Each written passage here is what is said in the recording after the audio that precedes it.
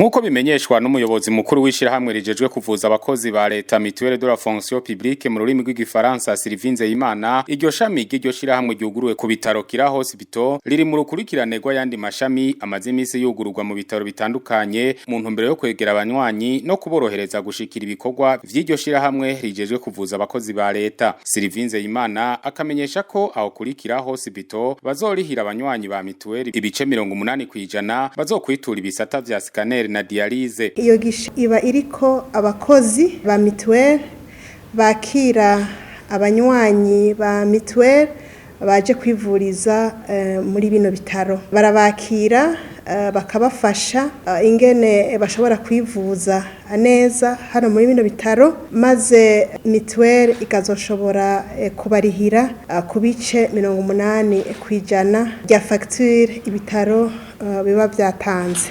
Hano kuri bino bitaro Kira Hospital abanywanyi ba Mutuelle service twashizeho bazoshobora kurihigwa abakorewe examen ya scanner hamwe n'abagwayi bari kuri hemodialyse.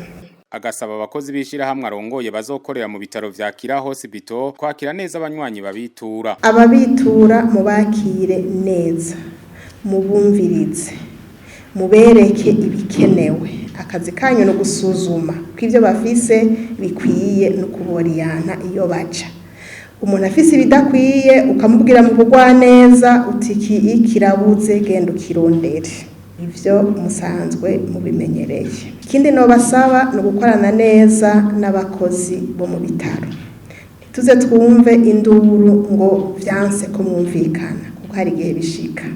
Umuyobozi w'ibitaro Kira Hospital muganga Canesius Havyarimana arashima kubona uburongozi bw'ishiramwe ryo kuvuza abakozi ba leta bwaremeye ko bakorana, agasaba abarundi kwitura ivyo bitaro kuko ngo hari ibikoresho bituma bavugwa neza. Ciyumviro nitwe twagishikirije tugira Imana abarongoye iryo shirahamwe baravyumva. Ni ikintu rero ciza kuri twe turongoye ibitaro no ku barundi bose. Nkuko kumbure benshi batabizi ibitaro vyaje bifise ico noti kwita vision yuko ata murundi yosubira kuja mu mahanga arondera ubuhinga, kuko kanatsinda igihugu kirafise abahinga kirashoboye. Nagira ntere nakamo kuko benshi uzabumva hariya ngo ntitwojayo.